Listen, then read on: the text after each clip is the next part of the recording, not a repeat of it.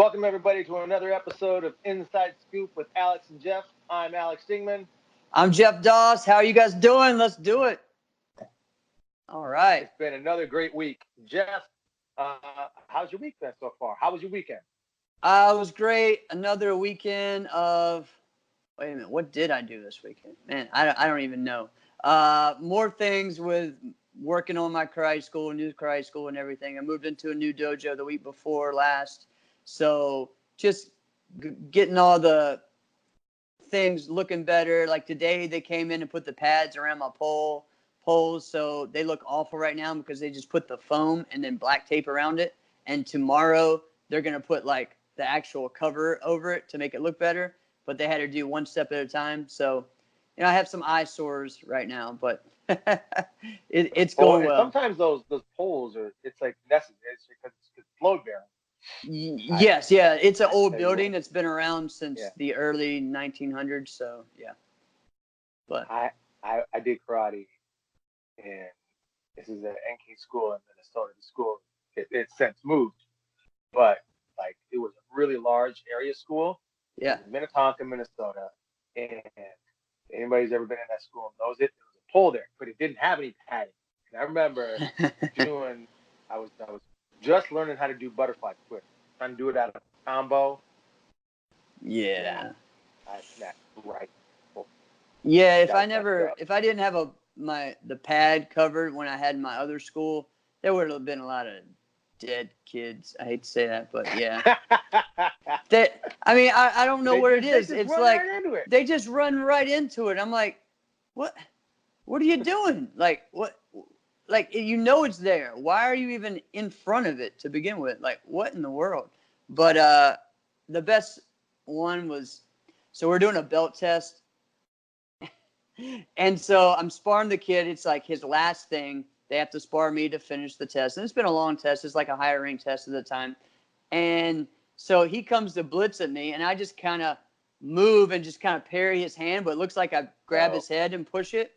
And right behind me is the pole. So it really looks like I just grabbed his head and threw in the pole. That's not what happened, but it looks like some karate instructors would have done that, though. Oh, I know. And it was – so it was, I had some explaining to do, but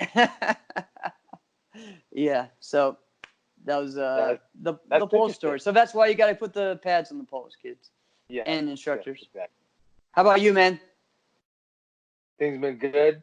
I'm really get psyched about our conversation topics that we're going to have today. Did you listen to the CTE? Did you listen to that? Yes, I did. Yeah. The middleweights. Man, I'm getting pumped. You know what I'm getting really pumped for when I heard, because I was like dialed in. I was like glued. Yeah. To the whole podcast while I was doing that.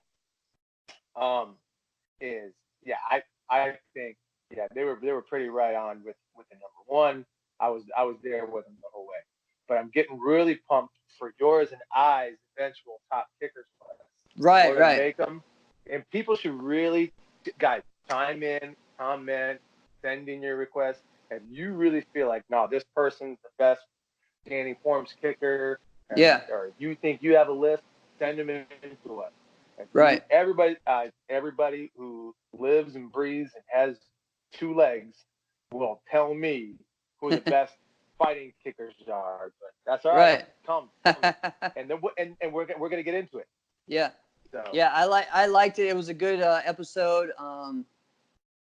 Probably one of my favorite ones. But at the same time, it's like it also wasn't, because the whole time I'm like, no, you're wrong. No, you're forgetting about this. No. Wait, this guy did win a diamond. You don't know what you're talking about. Look up on the website right now. And of course, I was that guy that sent in that. So, Yeah.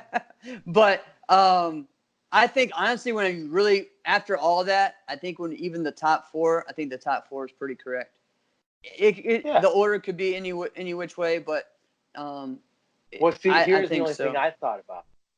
So Chris Travis had Ray as a heavyweight, which I think is accurate because he did most of his stuff at light heavyweight. However, his actual weight. Yeah, you're right. Would be the skinniest heavyweight of all time. True. He's not actually a heavyweight. Right. Ray is raising middleweight. Like when he fought full contact. I tried to explain this to people. I was like, no. He would fight full contact at like 168. Right. But the weekend before, or 2 weekends before, he was fighting 190 to 199. Yeah. That's a lot of water weight. Yeah. I'm not quite sure it went down like that. So that's really the only thing, though. But it's that's like, what do you do? Like, I would think, okay, he's a middleweight, but you can't really, I don't know. It's like up and down. Can you really say he's a middleweight if you've never really fought in that for that amount of time? He did the most in light heavy, you know? What are you going to do? Yeah, that's true. Yeah, that's true. Yeah, I mean, and you know what I told you, but, you know, like, I know that since 2004, 2005, Trevor has been a heavyweight. But when he was, 99 to 2004, and he won his first, 3 diamonds as a middleweight. So it's kind of, but he was also light heavy at times during that too. Because I know him and Jody had that back and forth in the division, and that was when he was light heavy. So he kind of fluctuated. No, he won his first 2 diamonds. His 3rd diamond was in 2006. He was a light heavyweight. 2003. No, he was a heavyweight. 2004. Heavyweight. No, 2000. Yeah, but he won 2002, 2003, 2004. Then Jason won 2005. No. He won 3 and 4. Jason won it 2. Yeah, sorry. 2. Yeah, you're right. I thought he won the one after that. No, Jason won it 2. Yeah. Right. Because Trevor wasn't there. Right. That's why. Yeah. Gotcha. Not maybe like, oh, that's why. Yeah. But, but who knows? Could have won that. I don't know. But I mean, I remember the days when Trevor wouldn't beat Jason in the runoffs, and then all of a sudden it just kind of clicked. So it's crazy. The thing though is like I love it, man. I love it. There's been tons of stuff where it's like. Oh, I know, but I mean that's what's great about our sport. I love it, man. Yeah, there's been tons of stuff where it's like, oh yeah, this person would never beat this person. You can't just stay stuck on that. Well, I told you, I don't know if that ever actually got that when we talked about that, and they mentioned Ryan Huntley before too. But Ryan Huntley beat Raymond like 12 or 13 times in a row as a junior, and then lost to him, and then never lost to him at Super Grands '97, then never lost to him. Like Raymond never lost to Ryan Huntley again. You know what I mean? And then and then he went on for another 22 years. Yeah, that's right. Being the best greatest fighter ever. That's right. So yeah. All right. Well, let's get into our topic. I think what do we have on first? Let's go with it. Kind of what I talked about today. I know a lot of trying to let people know what we're talking about, get them kind of hyped up. But tournaments that are like legendary and still have history, but aren't currently happening right now. And what's funny, at first I was like, all right, there's about 5. And then I started thinking more and more and more of like had big moments and things that I still think people need to like recognize what happened to those and what those terms did, because there are some big time stuff. So it's really cool to just think about that, Of course, what was funny is like the first one that I thought of was, what was it? I'm looking here, so I make sure I got this right. Well, here, while you're looking, I'll tell you mine. It's mine right away. It's not my favorite. Oh, I know it was. Yeah. Well, yes, exactly. So Bluegrass, I don't know why I didn't think about that first, because that's one of my favorite tournaments there was, though. He's my favorite promoter. He was my favorite tournament, all of that. So Bluegrass. Ken Eubanks, was the man. All around amazing guy. Right. Just an amazing guy. So great. And then I think what made the tournament so great was the time of year it was, and it was the location. Yep. And it was the environment. So it had, because it was usually like the second week of June, right? That's about when it was, right? Yeah. Second week of June. Yep. And everybody was immediately out of school. Everybody was out of school, right? Yep. So all the kids would go. If you were out of college, everybody just went, and it was like people have been training. They knew this was coming up, so they knew, all right, Bluegrass, we're gonna hit there. And it's central, so it's not just the location as far as the venue. It's because that's Louisville, Kentucky. That's pretty central. Pretty central. It's close to South, but it's central. Right, and also at the time, really, the RSKC was one of the biggest and best regional circuits. That's true. And so that helped them a lot. and that was huge. I mean, I think to me that's why I really liked it, because like the local base took that as like their home tournament, and they took it to like, you're coming to my town, even if they were from Tennessee or whatever, Alabama or whatever, anywhere around there, you're coming. Right. This is my tournament, and you felt that, you know what I mean? And I love that. Like the only thing I think close to that, I don't really feel like Diamonds is like that, because I feel like you had the own your own franchise tournament that they would do the day before. But I felt like Battle of Atlanta is kind of like that some way, because and especially growing up, everyone from that South. Well, Compete was like that. Yeah, that's true. Compete was like that. Notice how I said Compete, not Compete, because you. Yeah, no, I got you last week. But whatever. Yeah. No. So the Bluegrass Nationals, I love. You know what's great was the hotel. This is all right. So what was your first year? Go ahead. What was your first year though, that you went? My first year. So I had done a few national tournaments, like one here, one there. 2000 was the first year where I said, okay. Right. So your first time you went was at the Galt House, right? You were at the Galt House Hotel. It was the only time I was only at the Galt House. Yeah. So I went, my first year was 94, and it was at a whole nother hotel. I don't even remember the name of it, but it was crazy. And there's some funny stories from that. No. I don't think it was better, because it was so hot in there and everything. But it had one of the coolest pools I like ever. It was an open glass, everything, and the pool, there was like 4 pools. I mean, you kept going. There was a pool here. There was a pool here, and you had like people's rooms in front of the pools and stuff, and then you had the other part of the hotel. I mean, it was just long. It was cool. So that was fun. But the Galt House to me, it was just way much better. Just classy, but also I remember the 2 sides. You had the suite side and you had the regular room side. The 2 towers. The 2 towers, yeah. It was sick, man. I loved it. Yeah, my first, I got so confused as to where I was put, like which tower was which. Right. Now this was a strange thing. Now listen to this. Now, this is a kid from Minnesota at the time. Right. Not really stayed in a lot of hotels in the South. I'm going to consider this the South at that point, because here's why. Well, yeah, it's you. I didn't know how to take this when I saw ashtrays in the hallways of the hotel. That's funny. That's not a thing. Yeah, like it's true. You would never do that in Minnesota. They would never do an ashtray. No, there's no smoking. Yeah. Right. And it was like the strangest thing. Like literally, like a year later, like they like banned smoking in all restaurants and clubs in Minneapolis. Right. So that's kind of what I was going from.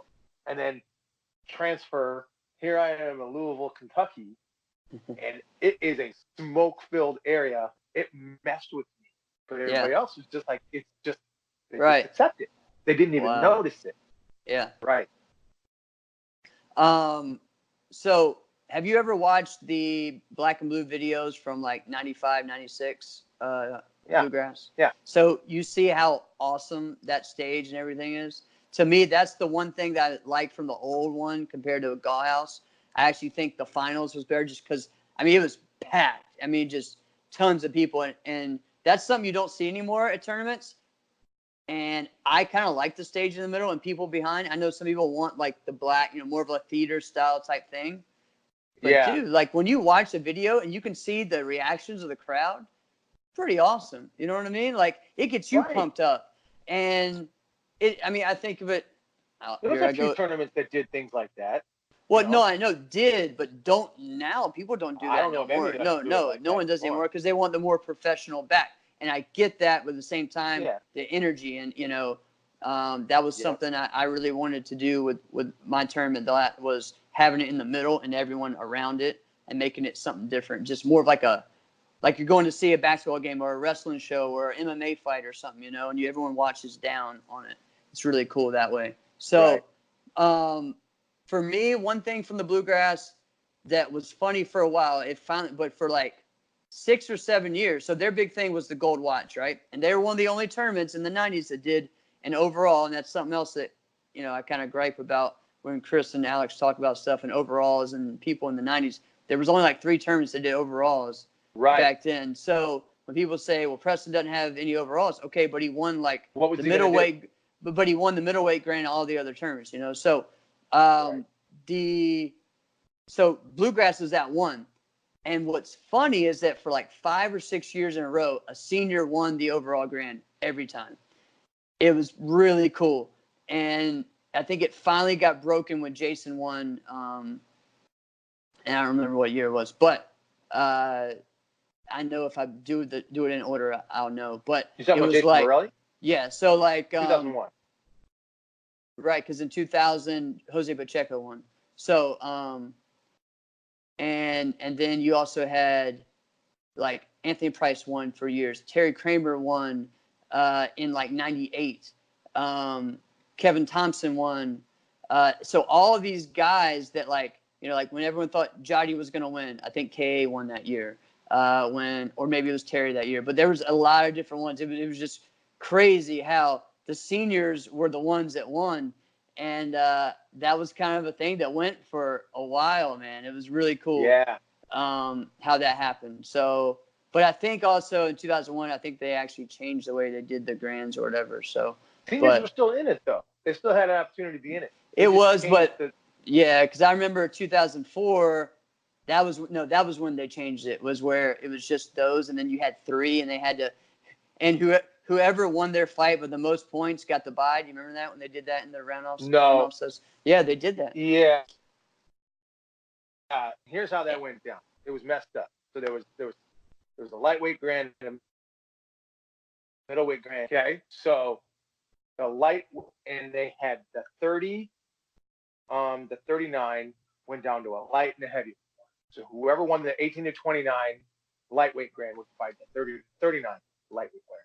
Whoever won the 18 to 29 heavyweight grand would fight their 30 to 39 heavyweight grand. But whoever won the middleweight fought the 40 plus. Right, okay? Yeah. So but they did all that, but you still 3 people. So it was like. And then they did whoever won more points, like, get the heck out of here. Well, and I remember the dumbest. All right. So it came down to like. No, I know it came down to like Jason, Raymond, and Robbie, right? And Robbie, I think, won by the most points, and he still chose to go against Jason to help Raymond out. Now, but he also had a broken nose too, because that was the time when Damon broke his nose in team fighting, and they've talked about that several times on their show.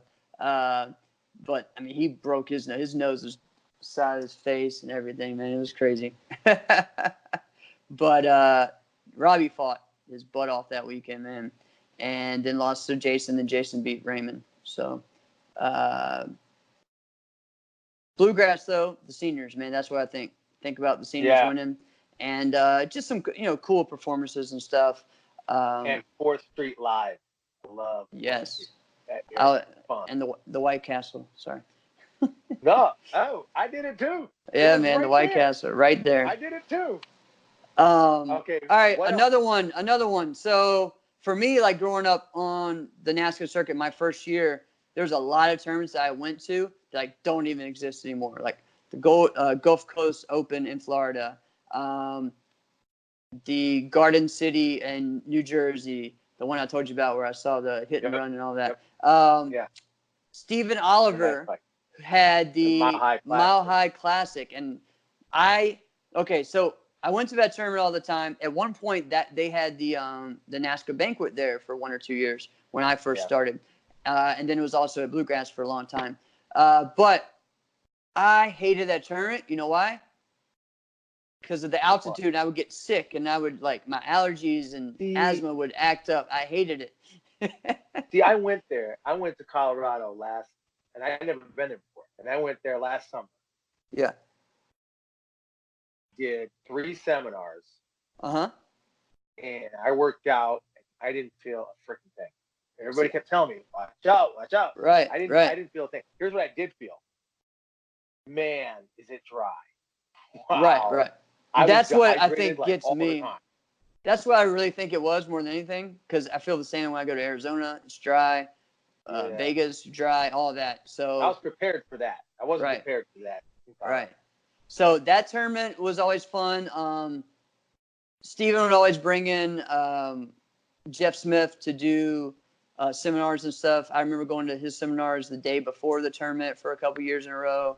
There was a lot of other things I thought was real cool. The one thing that I remember, and it was a great tournament, but the thing I always remember and hated was it's the only tournament I've ever seen this happen, where the promoter is on the mic, actually sitting on the stage and talking in the middle of your forms while you're doing it. And Stephen R. would be doing this.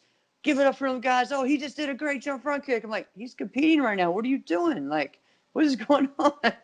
And, I mean, one year he was sitting on the stage by himself doing that. And, I mean, he almost got hit a couple of times by some of the forms guys, not the fighters. And then he switched, but then he kind of, and I don't know the whole details of it. I just know that since he had a higher position in NATMA, like he just went like a full 180 on karate tournaments. Right. But at the same time, he did one like karate tournaments are bad. Don't ever do karate tournaments. Well, him and even Larry too, they did the same thing. They both had the tournament before. The Friday night was the inter-school tournament that they had with the franchise and everything. I don't know. Does Diamond still do that? Yep. All right. So Stephen Oliver was big on that. And I don't know if that's where Larry got it from or what, but that was something that, they did that was huge. But now he doesn't do it. But now he says, like, all tournaments are bad. Right. Well, whatever. So, like, homie, we had a really high tournament. Like a high all right, another one, Empire State. Did you ever go to Empire State? So I was scheduled to go there in 2000, and there was a big time blizzard. And everything got canceled. I couldn't get there. That was the last year too. Yeah. Well, no, they didn't come back. No, you're thinking of Twin Towers. I'm thinking of Twin Towers. Yeah. So Empire State, the last year they had it was the year we're going to Madison Square Garden. And I heard all about that, and I'm like, I'm glad I missed it. Bro, we were in the hallway, in the laundry closet. It was crazy. I mean, it was, And I mean, I remember. So some of the horror stories I heard. Tell me if this is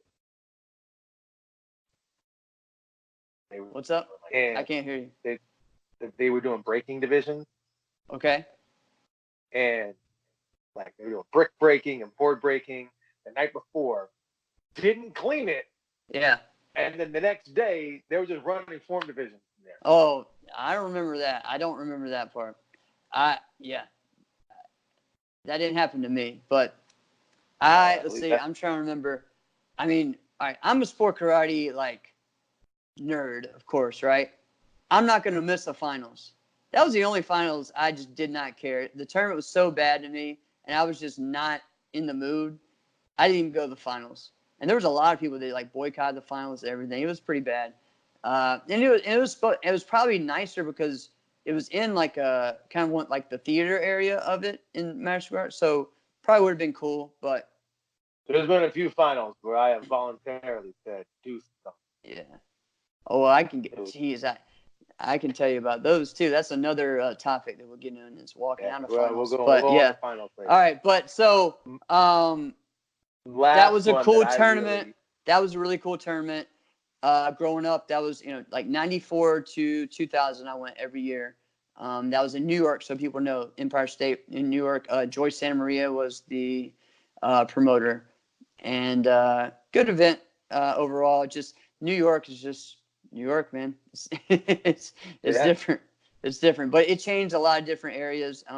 At one point, I mean, they had it in the hotel, but they would also have tournaments. Some of the tournament in the lobby. Like back in the day, they would have something in the lobby. They had runoffs going on right out there. They moved some chairs and put a ring right there. And there's a video on YouTube as well of that, like some tournaments like that. But they do that a lot up north, man. Like some of the old Crane tournaments and stuff. Just put in the lobby or whatever. One of the first tournaments here. This was. All right. In Detroit, Okay. So Canelo Lovelace's tournament that he had before he stopped, he actually bought that from his instructor or got it from his instructor. So when I went in '94, it was its last year as a NASCA AAA. And I had seen videos from John Valera of it, and they were actually had it in like a stadium, in the dome, and they had the finals and on the screen. I mean, it was awesome. So I'm like, all right, this is going to be awesome. We went there, and we're in the biggest hotel I think at the time it was in the world because it was like 100 floors and all this stuff. So, I mean, it's crazy. I'm super excited. Man, this is going to be a big tournament. Where's the tournament at? We're like in the middle of like the 56th floor, like one of the walkways, and they just put some rings. There's only like 4 rings. We're like, all right, there's the ballroom. We're going in the ballroom. No, you guys are outside the ballroom. It was bad, man. What? It was really bad. Yeah. Outside the ballroom. Wait, you missed this tournament? No, we competed. Oh. Outside the ballroom. They didn't rent the ballroom. They rented the area right in front of the ballroom. Yeah. This sounds like a horrible experience. Oh, it was a terrible tournament.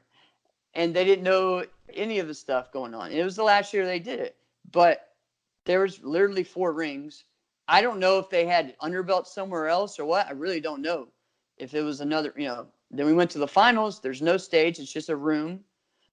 And there's some chairs. And we just watch some people perform on the floor in front of us. So, yeah. It was one of the worst national tournaments, I've ever been to. So that was not a good one. I met the guy years later at Canelo's tournament when Canelo, and nice guy and everything, but the way it was, I mean, I think at one point they had like 3 or 4 promoters and everything. I think that was probably the issue. But I remember watching like 1990 finals, and it was like Carmichael versus Mike versus John, and I watched that tape like for weeks when John Valera let me that's what we would do. I was a nerd. I was a nerd with that too. I would study previous tournaments. Yep. As soon as Wally would drop a video of this is the Ocean State Grand Nationals 96. Boom, I'd snatch it up. Right. Right. You would just watch it. Yeah. I got almost all of the how to kicking or tricking or videos. So before Black and Blue, there was actually something that was out which was very rare at the time. It was called, I don't know if you ever saw these tapes, but it's called Karate Helps Kick Diabetes. And so it was the biggest thing because it was for charity, and Jeff Smith originally put it on. In the first year, I think it was 89. And so what it was he had the top juniors, like national champions who were the top in the world at that time, or nation at that time, do their form. Then he would do the same thing with the adults. And then he would sell it, and they would go to all the tournaments, have it up, everyone would be watching it, and they would sell it, and the money would go to charity. But also the event, the tickets sold, they would do silent auctions and everything. So for me, that's actually what got me to like want to compete to be a national champion, because I wanted to be on that show. So it was really cool. It was really cool that when I guess I finally won my NASCA title in 95, so 96 I got invited to do it. So I was there 96, 97, 98. It was really cool, man. And so they did it until 98, and then so it did almost 10 years. I think they missed 1 or 2 years throughout there. But man, if you got sent to that thing, we were in this huge hotel, and it was in Virginia, Northern Virginia. You got 2 days free of the hotel. You got whatever you wanted for that. Sometimes they would pay you like, for food and stuff. I mean, it was pretty legit, man. It was awesome because you felt like you earned it, but you're also doing something good too, so for a big time charity. So it was pretty cool. I wish something like that would come back as well. Carmichael and I talked about doing that. So go. This is we'll kind of end it with this one. Is speaking of Virginia. Yeah. Call it one or the other. Charlie Lee Nationals or World Series of Martial Arts. Right. But they're one and the same. But right. Yeah, Charlie Lee's tournament. Charlie's was awesome. He was such an innovator. When we talked about this before. So the Rolex Challenge, right, was just his thing. He just decided he was going to have a separate competition called right, Rolex Challenge. He gave out a Rolex. Okay? Right. And it wasn't overall like people said. No, nope. It was like open weight pretty much.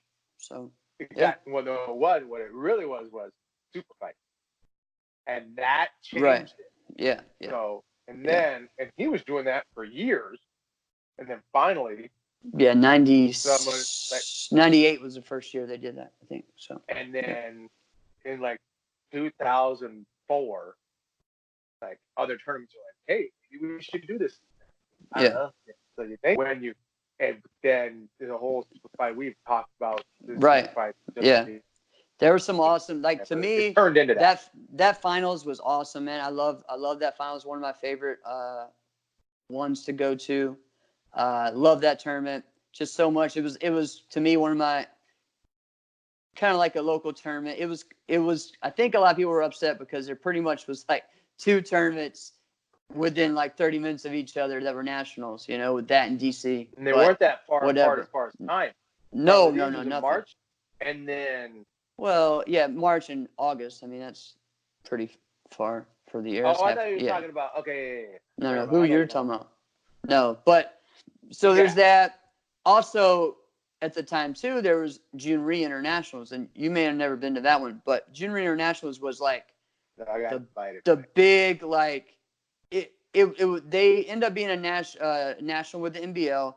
And that was kind of like one of the first NBL tournaments that had like the NASCA and NBL kind of thing. So it was really cool because everyone loves Junri or is a part of that lineage, right? So those guys are going to go and compete there. And it was really cool. And so for me, when I had my tournament, that was my goal, was to have like a tournament. Now, more organized, let's just say that. Just way more organized in that event. But to bring both people into just to where you could get that NASCA versus NBL versus whoever, there's this and that, just some different matchups you don't see. And that was really fun, for me. So I really liked seeing that. But back to the World Series of Martial Arts, Charlie Lee's tournament. So he was an innovator as far as the super fights, the Rolex Challenge. Right. But also the tricking. He had the trick battles on. Yeah. He didn't even. I don't even think he realized he was starting a movement like that. But that. No, it was really weird because all the videos. So there were people that went to that tournament that didn't compete. You know what I'm saying? Like because the best tricking wasn't in the finals. Right. No. Offstage. Well, and I think they didn't even have the trick for a while. They didn't have a tricking competition. It was just became the tricking gathering without really a gathering. Exactly. It was just crazy. So all the videos from Biling and stuff are on there. Guys just tricking. Right. And then people wouldn't compete. They just show up. And then they would go in an empty ballroom and do that. I remember seeing a lot of the stuff, just empty ballroom on their own. It was crazy, man. So look at what his tournament started. His tournament started so many things. Right. Unintentional. Like the super fights. Right. Okay? Then he picks off like trick battles. Then he picks off unintentionally the gathering. Right. So pretty cool. Yeah. There's a lot, man. There's a lot of cool. Hold on. You can't. All right. You can't. All right. Vegas tournaments, man. There was so many. All right. So and yes, there's still. All right. Stanwood still has his tournament. Think about this though, Jeff. If you talk about all the awesome tournaments you've been to, we'll talk for a week. I know, but we're just getting. Here's a better one. What's a tournament Jeff Doss has not been to? That's a much shorter list. That may be a good question. Dang. So, all right, I haven't, which is funny. I've been scheduled to go twice to like Guatemala. I have not been to Guatemala to compete, so I need to do that. Right. I'm trying to think. All the NASCA tournaments I've been to. Now, there's been some that like, and almost most of the NBLs. there's been some that like it's been a long time since I've been to, like AKAs. I haven't been since 2001. So that's, a long time. There's certain ones like that. It's a much different. Yeah, I know. But I'm trying to think, man, what's another one that really have not. Tell you what, go to AKA. Oh, all right, Irish Open. We talked about that. You come stay at my house. We'll go together. All right. I had thought about it, man, but All right, there you go. There's your. I'm getting back into running the school and everything in January. You know what I mean? It's busy. No. Let's get to the next topic. Okay. All right. Okay. Next topic: competitors of the week. I like this one. I'll go first. Okay. My competitor of the week is Kyle Richards. All right, this is a fun one. If you guys don't, for those of you who know Kyle Richards, when I said his name, a smile probably came on your face. Yeah, that's what I used to. You always saw Kyle with a smile. Now, he is a cool dude. He's just a dude. He's a cool dude. Really cool Kyle, dude. Right. I met him. He and my brother's best friend Jason Montgomery, were that same age. So they met each other when they were juniors. Okay. Right. So at the time, Adam didn't travel a lot. He would kind of pop into one tournament, pop into another tournament with me, and he was a more talented fighter, so he was better, Right. Jason and Adam would pick up somebody, and they would do junior team fights, and they would whoop, Yeah. And they met Kyle. Kyle. So if you never met Kyle before, Kyle, like I said, he's just a cool dude. But he was also, so in other sports, where there's like your diva receiver for football, or your flamboyant like superstar, that's Kyle, right? Kyle, and he would roll his pant leg up. He wasn't the only one. Right. He would roll his pant leg up. Yeah, Didi did as well. Deshaun B used to do it as well. That's kind of where he got it from. Deshaun Bay would do that. Bay, yeah. And I would ask, I'm like, dude, what are you doing? And he had a functional reason at first. Like, oh, so this way it doesn't catch. And I'm like, bro, you didn't even kick last fight. Yeah. What are you talking about? Catch it. And he's like, I just like it, man. Doesn't it look cool? And then he's just as cool. He's just strange. He would do this. He went into overtime, and this happened at a Super Game. So I didn't watch this live. I saw this on video. Goes to overtime. You probably were there for it. Yeah, I was there for that one. Yeah. In America, and you were there. So, dude goes into overtime. He takes his top off and puts on a pink top because that got him in the zone. So he could go, and he fought with a pink top to get the last point. Oh, man. But Kyle's biggest move and his coolest move. Now, Kyle is so he's from the Bay Area. Yep. So they have the Bay Area guys are just smooth. They're all smooth. They have good footwork. They're really, really good in that area. Okay. And Kyle was as smooth as it gets. So Kyle had, and it was very popular at the time, in like the late 90s, early 2000s, to do a diving backhand rich hand strike. Okay. Right. Kyle would do it, and he would dive from like the opposite corner of the ring. Yeah. And you would watch him do it, and man. He would hit guys because I swear they would just be dumbfounded, like, well, what are you doing? Obviously, you're gonna fall, right? You're not gonna get to me. And then by the time he's literally horizontal flying at them. So then they try a side kick, which would work out perfect because you can't actually hit him because he's horizontal. There's nothing to hit. So he's just waiting for you to do it, and he just died. You just smash guys with it. Yeah. I'm like, this is awesome. Watch a dude. Oh, man. He's in his fight stance, goes down to his knees, comes back up to a different fighting stance, blitzes the other guy from the other side. Right. Just the weirdest, craziest stuff. Yeah. Coolest. Going back, doing like a backwards capoeira kick to axe kick you in the head. I mean, yes, crazy stuff. Forgot about that one. Yeah. He is an and one mixtape fighter. Yes, that's exactly. He is. He's the and one guy. Yep. Yeah.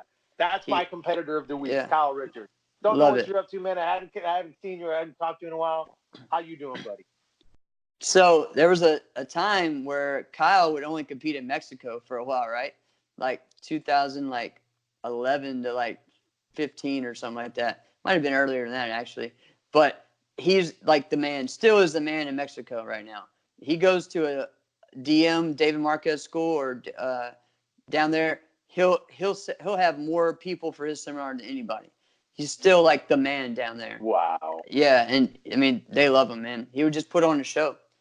And at the same time, when we talk about Kyle Richards, we're talking about a guy, 120 pounds? Yeah. And I mean, 100. Yeah. That short. Not that short. No. What would you say? 5'9"? Yeah.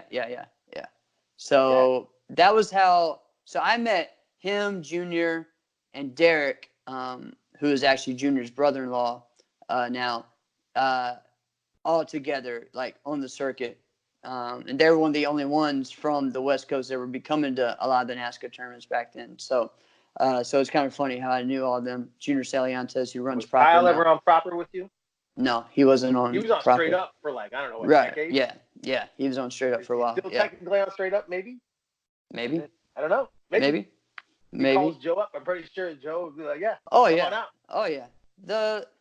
Where was I at? The last time I went to Joe's tournament, he was on there. He showed up and came and fought. So, I think it was 2014 or 13. So, all right. My competitor of the week, one pretty much self-explanatory. So I told you Jason Borelli is probably my favorite fighter. Close number 2 is this guy. He could be number 1. Jack Felton, the man. The Iceman. The Iceman. That's what I would call him. Since I was a kid, oh man. Yeah, I mean, that was what we call him, the Iceman, since he came on the circuit. I mean, and really cool. One of the coolest people I know, one of the most modest people. Like, I think why a lot of people respect him is because he doesn't have to talk. He doesn't have to showboat. He doesn't have to do anything. And I think for a while when it was like Jack and Raymond, when it became, people were like, well, is he finally better than Raymond yet? Or is he, I think that's where people were like, well, he doesn't have to do all of this to win. You know what I mean?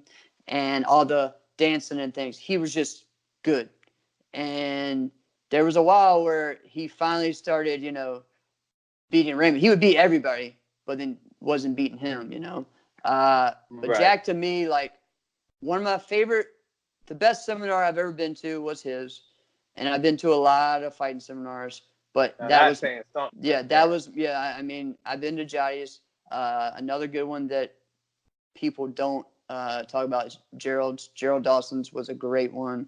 But Jack, to me, man, just some amazing stuff. Just different ways to use footwork, different ways to use movement, different ways to use timing that maybe you just didn't think of. And it's not like learning, I try to explain it to my students, like, it's not about learning new moves. It's just like thinking of it differently, And look at it this way. So when Jack, if you remember when Roman Brundle started doing tournaments in America, including Raymond Daniels, right? He gave everyone fits, beat everybody. In fact, there was a time where he didn't lose to anybody in America, right? Except Jeff Felton. Jack Felton had a number on him. Yep. Where Roman couldn't kick Jack. Like, come on, Roman kicks and can kick and should kick everyone. Right. But Jack wouldn't let it happen. So, and I first saw Roman. He made the Final Four of the Irish Open, like 2 years in a row at this point, but he ran into Jack both times, and Jack sent home. Boom. But I'm still watching Roman. I'm like, come on, right? So, yeah, Jack just had a number on him. This is a weird thing. I talked to a friend of mine a couple years ago, and I'm like, hey, you know what's weird? We started talking about people that we've never fought before. How have you been around that? And at the time, I'd never fought Jack. Wow. Wait a minute. How have you fought this long and you've never fought Jack? Never fought him, yeah. Never in the same weight class. Right. Anytime that we would fight team fights, I'm usually fighting, like, if it was like All-Stars and they were on the same team, like maybe like Jason was on it, I would fight Jason Morrell. Right. That would be the matchup. Be something like that. So, or I didn't make it, you know? So something like that. So we just never fought each other. And then we fought each other like 2 years ago at the Diamonds. I was down a little bit, and I'm like, okay, I'm just gonna see if I can. No. Yeah. Jack was like, no, your leg will do nothing. My distance on that will say you will kick them, and I kicked them. Like, oh, yeah. Yeah. Jack Belton, and a cool dude. He is an introvert. Yeah. In an extrovert's world within martial arts, comfortable in his own skin. This is an extrovert's world. It really is. As far as that's true. Well, that's true. And I see, and I look at it different because I'm actually a very introvert, but in karate, I will talk. Yeah. Right. You know what I'm saying? And so it's and it's different. So one of the cool things. Like Hamid Feruzzi's one of my best friends. That dude is an introvert. Right. But if we could start talking karate, and we'll talk for hours too. Correct. Jack is just Jack. So one of the coolest things Jack did was when he did his Sport Karate magazine interview, he put his favorite performance competitor was me. So I always thought that was cool. Oh, yeah, I was like, oh man, that was cool. He also, everyone's probably seen this now, the video of him doing flying commas, which is pretty sweet. Oh yeah. Yeah. That was cool. He was good. A lot of people don't know he came from the Jeff Smith schools, but the California version. You know, his brother Darren Smith was his original kind of school and everything that he came from. And I think the thing that they were starting was the foam commas or something. So that was something. The foam commas. They were the first place that put that up. So that was kind of funny. So trying to think anything else with Jack. There's so many good things. The guy's just awesome. Great guy. To me, just one of my favorites, and he deserves everything. He's doing a lot now with coaching, League of Angels and helping them, doing a lot of seminars now. Doesn't compete as much, but man, when he shows up, he's still the man. Yeah, like what tournament was it where he won lightweight grand? A lot of people didn't even know he was there. Like I didn't know he was there. I mean, it was this year. I know what you're talking about. Yeah, it was like, Jack was here. All Stars didn't have a team. Yeah, maybe it was Battle. I think it was just. Yeah, it was Battle. Yeah, it was Battle. The Battle this year. Yeah. And then because he's not an extroverted, boisterous guy. Right, but just saying, like. He's a cool dude to hang out with. He has fun. So if people just want to know, does that guy have fun? Yes, he has fun. So cool. He's awesome. He's so cool. Some of my best times growing up as a junior, was with him. What's funny though, all right, so I never fought Jack either, but I was training to fight Jack because he was supposed to move up into our division at Super Grands because he was on the edge of the weight class when we were juniors for continuous, right? So he was in 121 and I was in 143 at the time. Me and Leroy Tankson. And so we're like, all right, he's supposed to move up. So I was pretty much trained to fight Jack. And then he didn't end up fighting. So I just remember like he ended up fighting the one below and fought my buddy Roy Walker from Virginia. And so we were training together like, well, if he fights, we're both fighting, we're both trained to fight Jack. So so it's kind of funny. But never got to. I got to spar him at a seminar a few years ago when he came down to South Carolina. That was fun. But yeah, good guy. I like the Iceman a lot. Okay, awesome dude. Now let's get into, and this is going to be a big one. Should it stay or should it go? So we have a few things to get into. We're going to go into the forms part of this first. Okay. So, a couple things. The standard deviation. What was the other part of that you wanted to touch on? Well, it could kind of go in a lot of different ways with this. So, you go for it. Take over. All right. So, 3 judges, and the kind of way that we've had to do it now is standard deviation. They kind of go hand in hand. The reason why we have standard deviation is because we have 3 judges, right?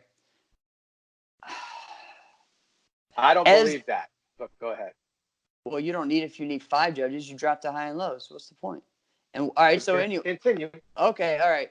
And see, I'm going back and forth on why we need to do this because I've had to tell people, like as a promoter, explain people the reason why. I've almost had to believe it myself, like to and you make don't people believe it. But I don't really like it. I don't like the standard deviation. I don't like it. But at the same time, with 3 judges, so really, as much as I hate to say this, but all right, you feel like you could judge a division, right? Yourself, right? Good. Okay, yeah. one judge. So 1 judge. But so get rid of the 3 and 1 judge. If we have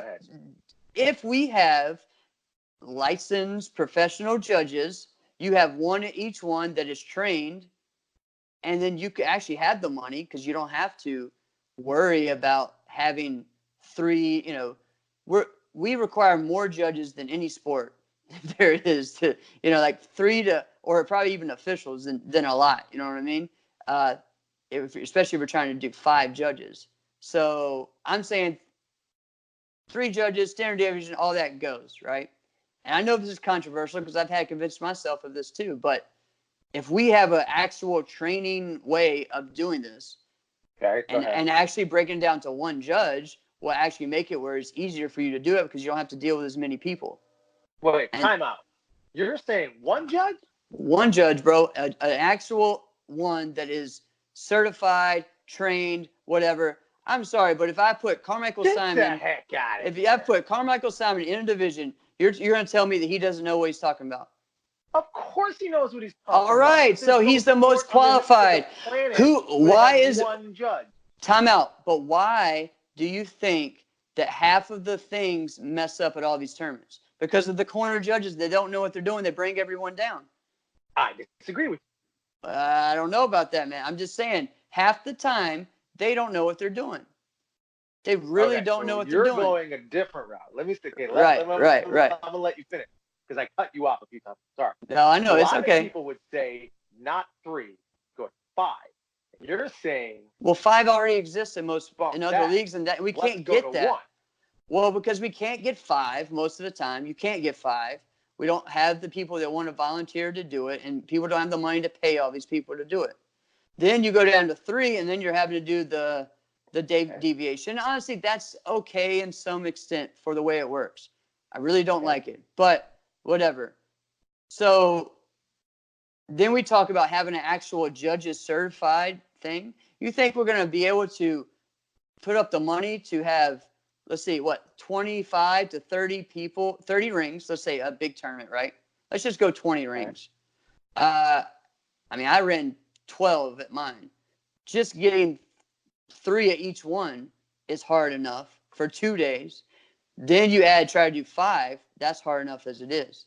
So you're talking about, and then you're wanting to pay all of them and do all this and that.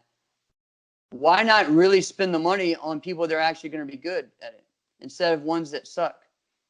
That's all I'm saying. Like, you get legit people in it. Then you can have an arbitrator. Boy. I know, but you can have it, and people may say, oh, well, there's bias. Okay, well, you can't be a promoter. You can't have a team. You can't have this and that.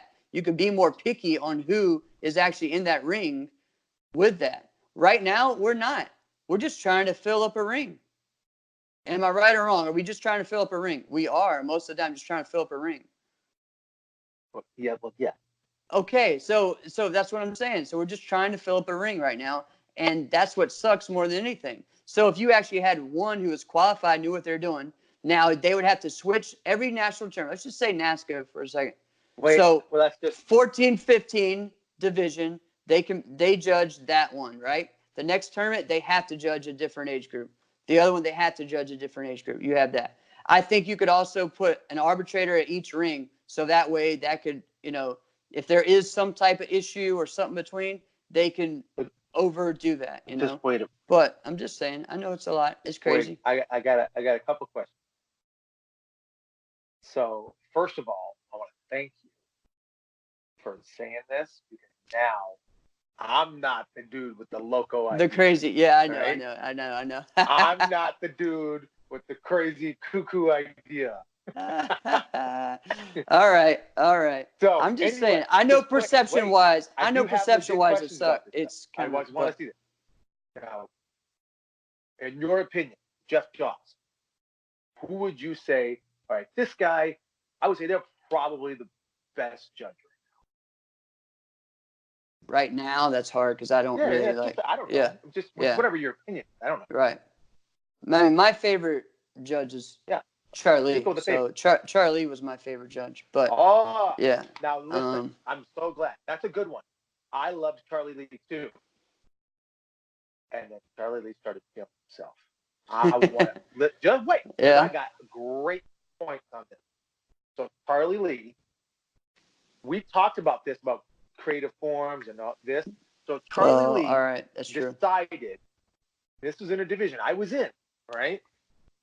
He decided, yeah, I'm not quite sure if that was a creative move or if that was a cream, and started making guys do that move again. Yeah.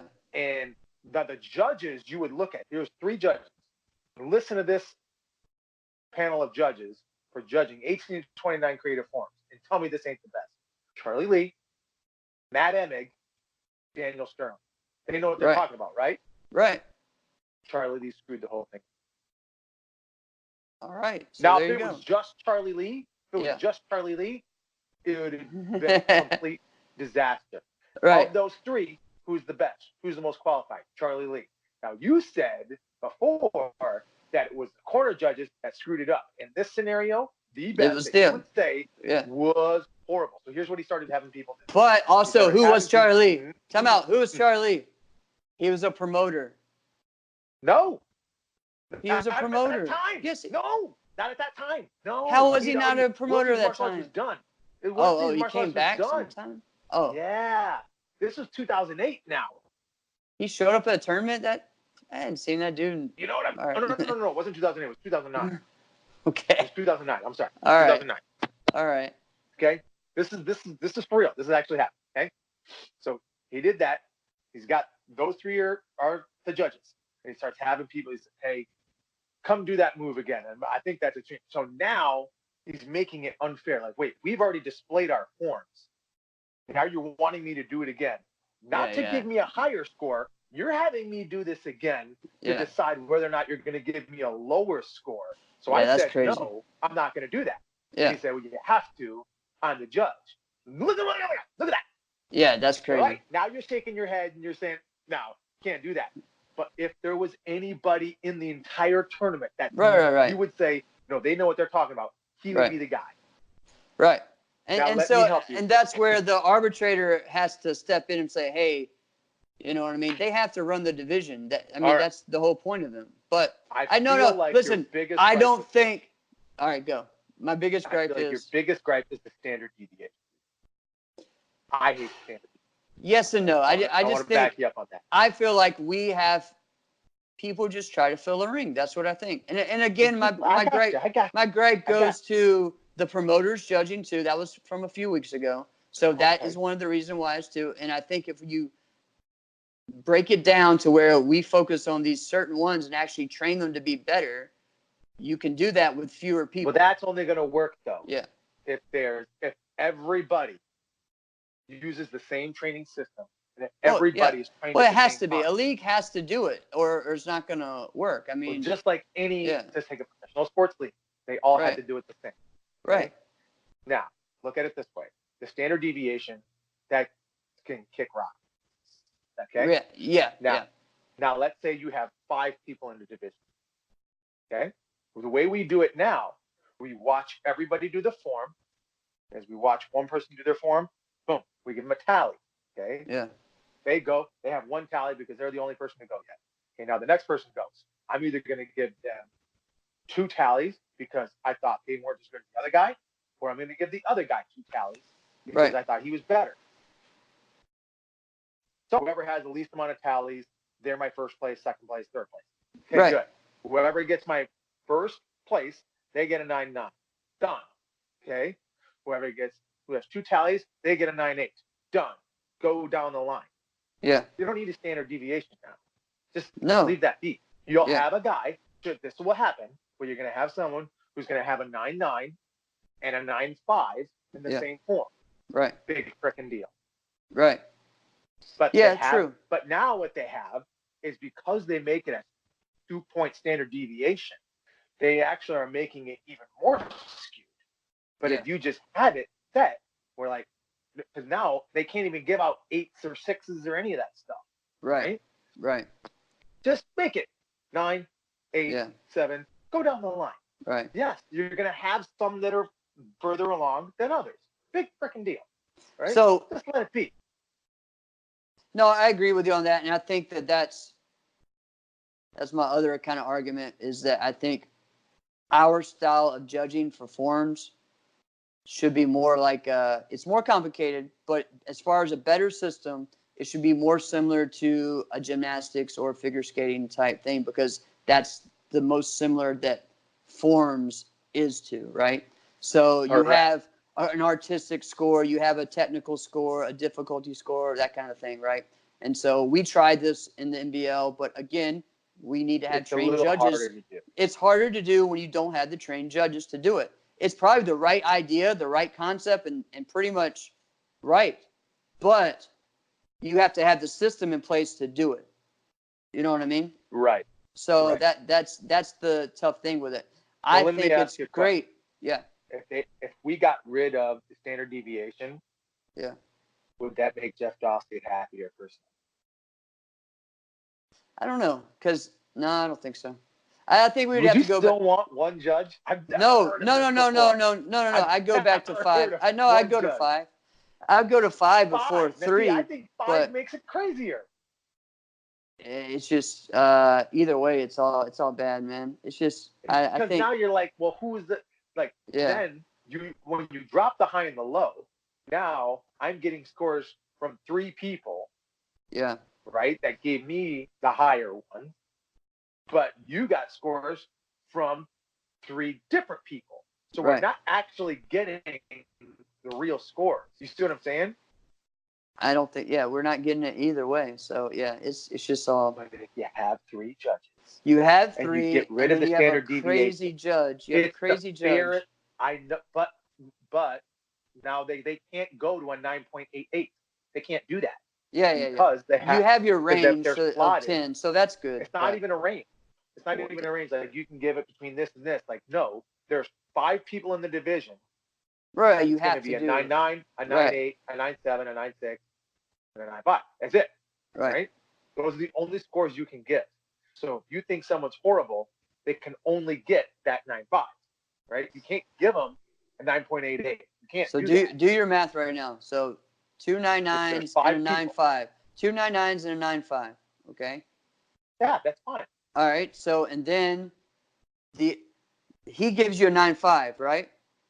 So now these other 2, they give that other person 2 9.8s, and then he goes to the other one, gives a 9.9. You lost. I know. So that's one judge determine it. So you might as well have one judge. That's what I'm saying. If we're gonna let one judge determine, look at then that's what you're doing. So you want the one judge.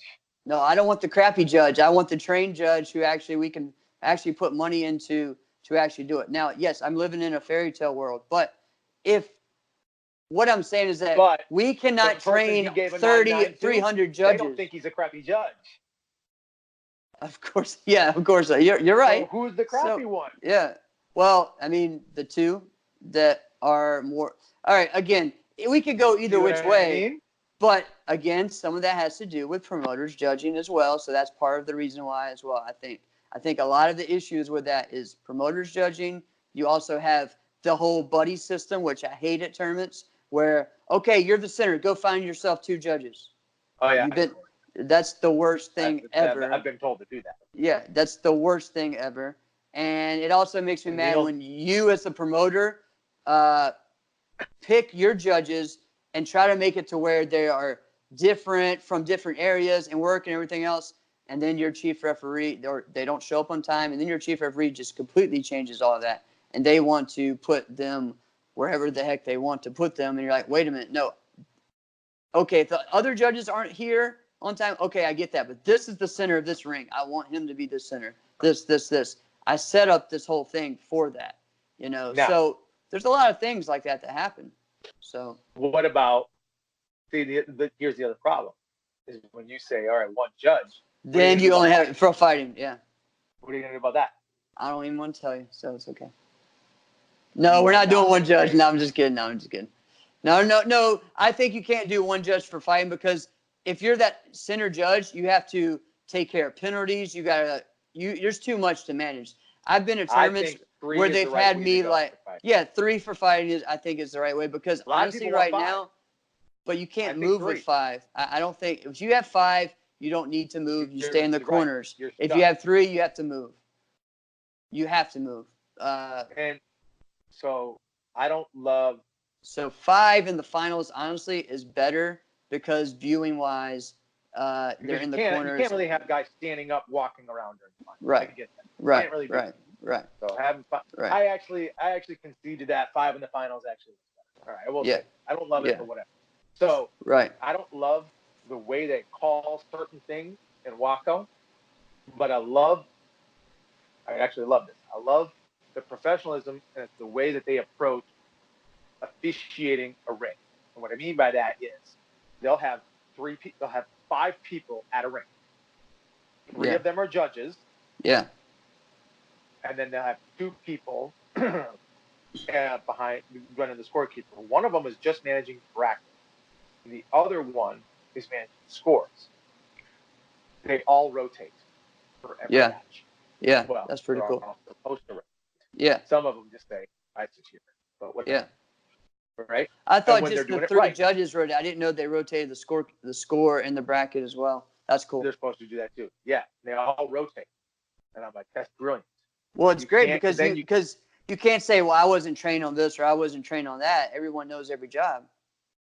It's great. I mean, it's what it should be. I like that. And you don't have this. See, in America, we had the stupid mindset of, oh, I'm a 10th degree black belt. I don't need to be scorekeeping, or whatever. And I remember I was at Diamonds, and me and Shaheen sat down to scorekeep men's teams because we were like, we get the best seat in the house. We're gonna sit and do this. Joe Greenhall comes to me. What are you doing, Jeff? You're a promoter. Why are you doing this? I'm like, trying to help. I don't have to help this tournament, but I have no affiliation with it. But why not? Like, what does it matter? Why is it such a see? And to me, that just I love Joe, but that comment makes it like you're looking down on the scorekeepers, and I don't think that's fair. You know what I mean? I don't think it's right, and I don't think he does that because he treats his staff great. And I don't think he meant that comment in that way. But you had those 10th Don and everyone else as someone right that shouldn't really be there. Right. But and I didn't even mean it for it to come out like that. I'm just saying that like judges at tournaments do this all the time, the scorekeepers, and they belittle them to make them think they don't know what they're doing, and it's really bad because they know what they're doing really well. That's why they're focused on that. They're going to, and then you have the coordinators know what they're doing really well. The judges know what they're doing really well. Do your job. Don't try to do someone else's. You know what I'm saying? Okay. So coming full circle. I know we did not have a real should it stay, should it go. Jeff Doss thinks all judges should go. Yeah. Jeff Doss just go. Will stand over each ring with a magic wand and stop. You win. No, I'm done saying that. Stop. You get a car. You get a car. You get a car. You're crazy. No, not me. Not me. I'm just saying. I'm just saying that there has to be some real consideration on what to do, like to take to the next level, because the way that we've done it for all these years isn't working. And so, what is the first step to get certification? Not broken. It's just it seems like it's broken. I don't think it's broken. I think it. What is the right? It was never set up to begin with. No, it was never set up to begin with. That's the truth. It was never set up to begin with. Well, while it was never set up, the way it exists isn't far from, I don't want to say perfect. But, no. an ideal scenario. Right. We're not far away. Honestly, one of the other problems is, man, here we go. We're getting into this. Judges shouldn't be in the same hotel as players.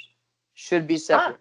Yep, should be separate. If we want to, because go to other sports, do you see the gymnast judges hanging out with the gymnasts doing all this and that? No, they don't. I've been to a gymnastics meet. I'm just telling you, that's why they're in that area. It's professional. They're in another hotel. They have their own thing. They have rules. They can't mingle. Can't do that.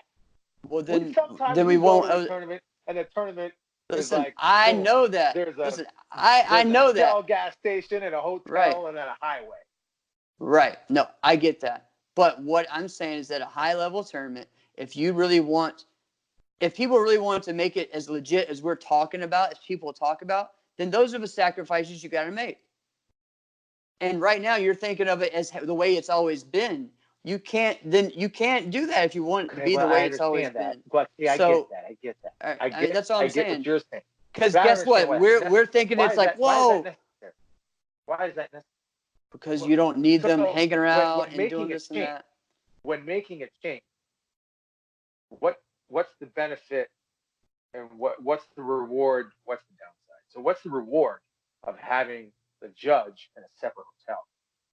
Because you take away the whole idea of any conspiracy going on, right? And I know it'd be like, and then just the perspective. Yeah. Sorry, it's not good for the judge and the competitor to be talking before the division. There's things like that.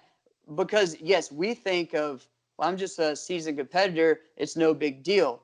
But that parent there is wondering, see, they were talking before this or this or that. It doesn't matter that you thought. That's true. I like. You could have been talking about. But they don't. Could have been talking about Twinkies. In a different hotel. Why? What does it really matter? Why does it matter? Let's put it like Let's put it like this. Let's say, Alex, I'm not a tournament promoter. I'm not a tournament. Let's say I go to next tournament. Let's say we go to Canada, and I'm a judge. All right. Do you know what else I have there? I have students that might be coming with me. Now, I might not coach them. But But now, because I'm an official, I'm a judge. Right. I can't even be in the same hotel as my students. I get that. But the difference now. So now you've de-incentivized me and my team to even want to go to the event. So you can't. So I get that, but you're also thinking at the current level. What were you going to get for being a judge? What were you going to get for being a judge? Maybe you're division free or something, or whatever. That's true. Okay, so if we're talking about taking it to the next level, then if we're going to invest money into you, then we need to actually invest some rules into you as well, right? So that's just the idea. That's all I'm saying. Like officials in the NBA, officials in the NFL, they got strict rules of what they can and can't do. And a lot of it has to do with the way they carry themselves, who they're around, all this and that. Right. So that's all I'm saying. Let's think of it this way. That's the harsh reality. If we want to actually get better, those are the types of things. I think there's another way. I think this is really strange that I'm the voice of reason in this, right? Well, it's just the truth. Let's look at it like this. So when someone starts a new job, all right, there's a few different types of training they have to go through, okay? They have let's say they have training with HR and they have to go through this. Right. They also have to go through, this is the protocol to go through this. That's just a certain type of training, right? Mm-hmm. These are the things that are appropriate. These are the things that aren't.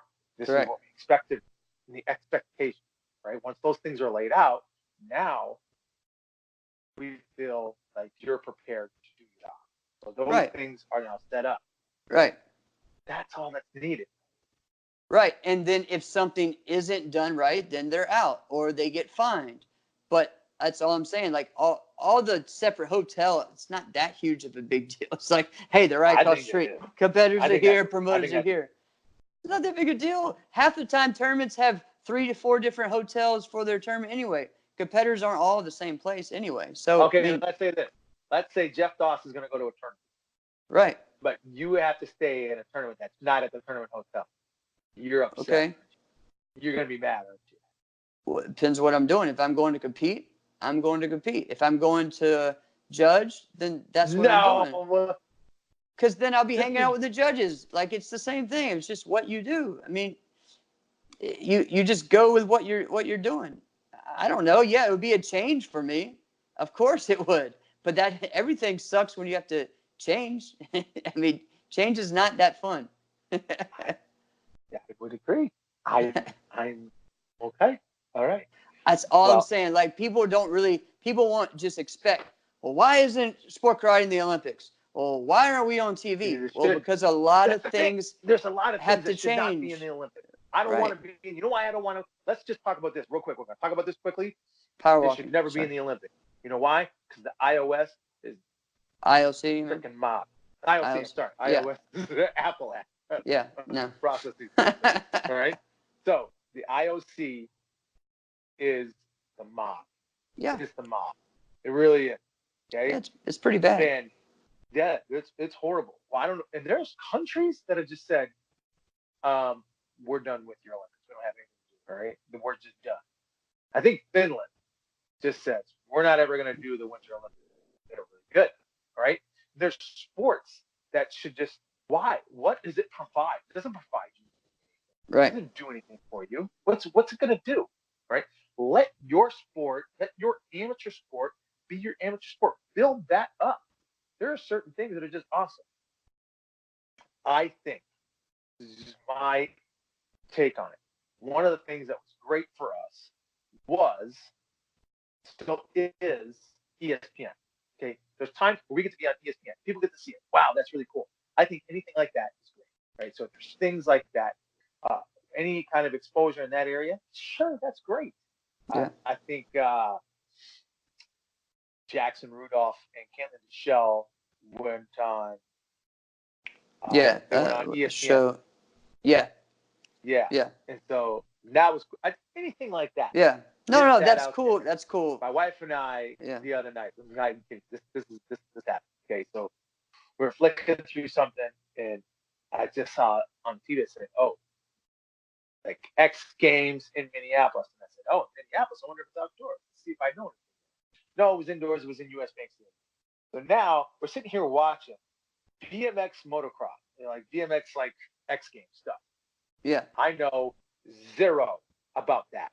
Yeah. And I'm watching it, and now we're talking to each other like, "Oh yeah, see, he should have. Yeah, he should have done that. The twisty, kicky, and then that's why."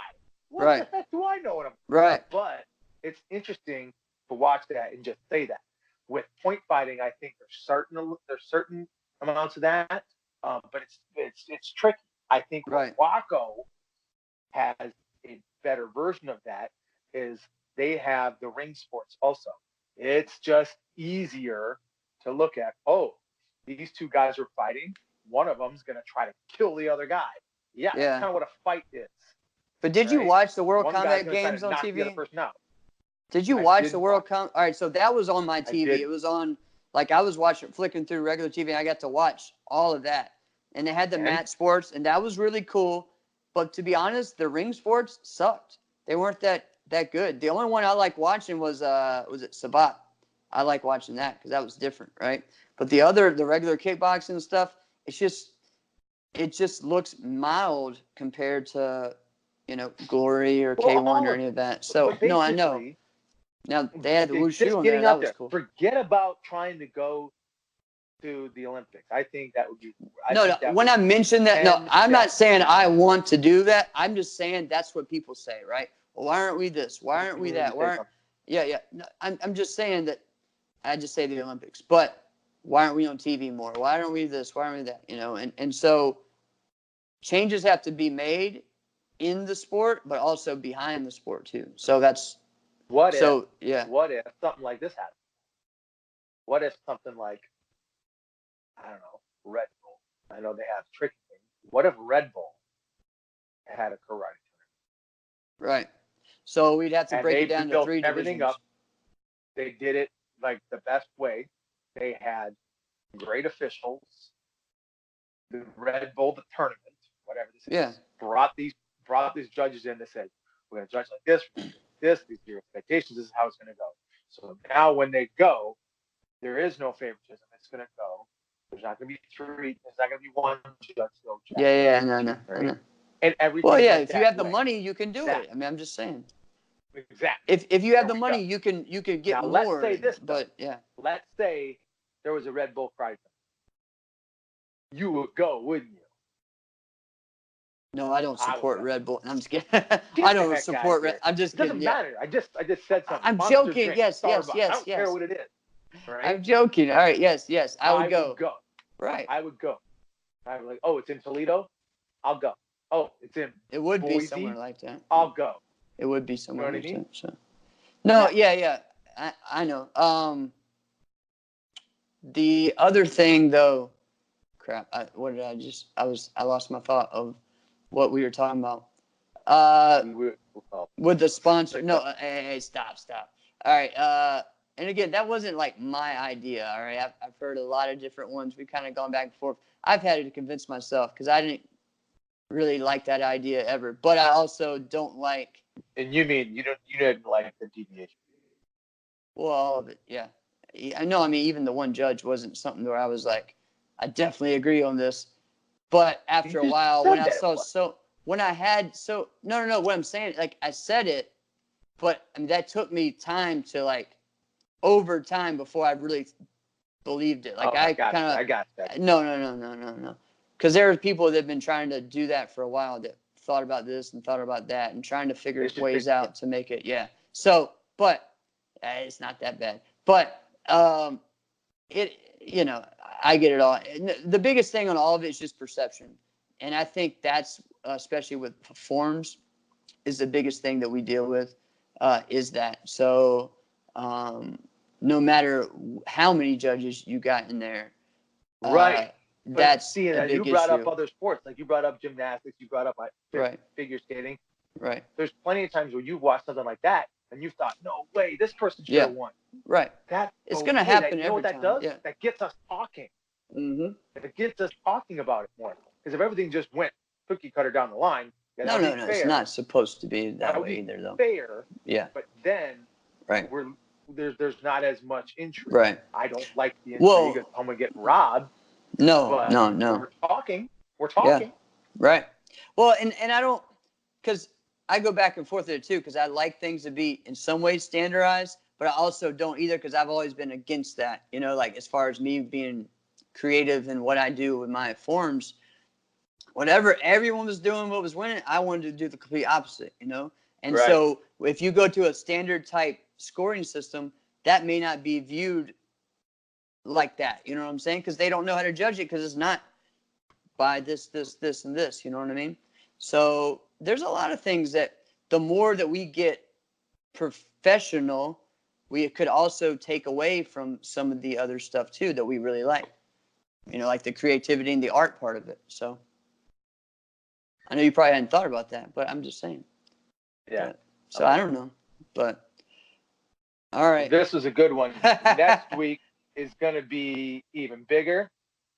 I can't even wait for next week. Can we go ahead? Yeah, let's talk about it. Yeah, let's drop it for sure. Next week, we're going to talk about team fighting, and we're going to talk about team fighting rules. Right. All the different ones. Yes.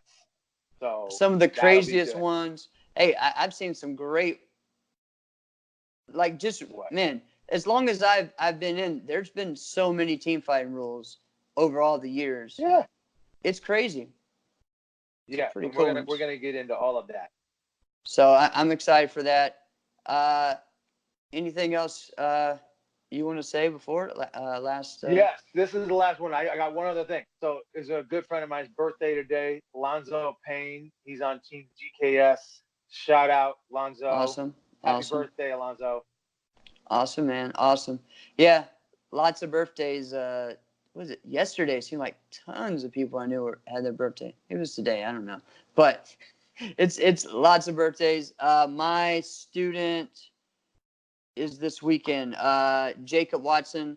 He's pretty much my head instructor, even though he's only works one day a week now. But I still call him. Happy birthday, Jacob. Yeah, Jacob Watson. Good guy. So Then my brother's birthday is next Wednesday. So, yeah. So, yeah, we should do birthday shout out. That's right. So if someone wants us to busy. do a shout out. That's right. Let us know. That's right. And one more though before. Sure. My tournament is still not back yet. So that for me that's one that I would like maybe in the future to come back.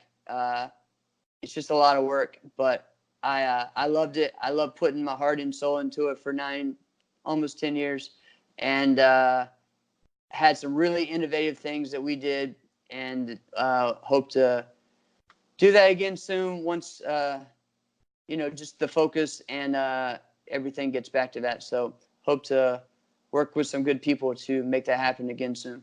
So that'll be good. I'll be out there. All right. All right, guys. So thank you so much. Another episode of Inside Scoop with Alex and Jeff. I am Alex. I'm Jeff. Have an awesome night, guys.